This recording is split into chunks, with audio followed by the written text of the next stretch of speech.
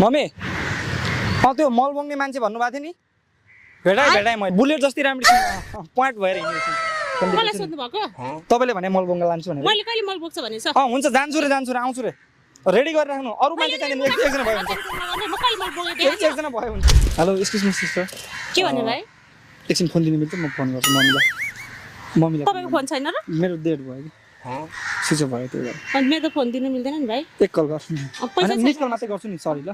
पैसै छैन मसँग एकछिन दिनु मिस कल जाने पैसै छैन एकछिन मिस कल मात्रै गर्छु मम्मीले कल ब्याक गर्छु एकछिन प्लिज छैन के भाइ ल हेर्नु पैसै छैन कि पैसै छैन दिनु मात्रै म मिस कल मात्रै गर्छु प्लिज दिनु एकै सेकेन्ड मिस कल मात्रै गर्नु है ल मिस कल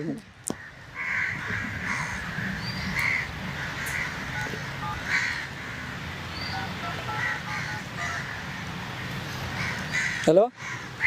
मम्मी त्यो मल बोक्ने मान्छे भन्नुभएको थियो नि भेटाएँ मैले बुलेट जस्तै राम्रो छिन् पोइन्ट भएर हिँडेको छिन्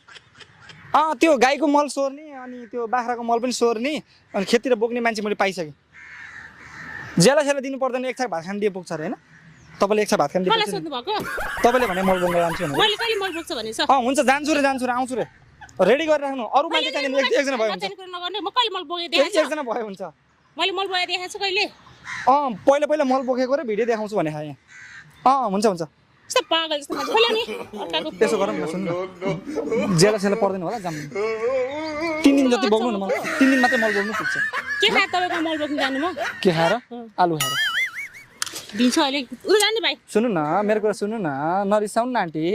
मल बोक्ने मान्छे भएन कि घरमा जुठा भाँडा पनि धुने मान्छे छैन मैले मल बोक्छ जस्तो लाग्यो ठ्याक्कै त्यस्तै लाग्यो ड्रेसअपहरू यस्तो हेर्दाखेरि ठ्याक्कै त्यस्तै लाग्यो मल बोकेँ कहिले देखाएको छु अब देख्छु नि त म जाम न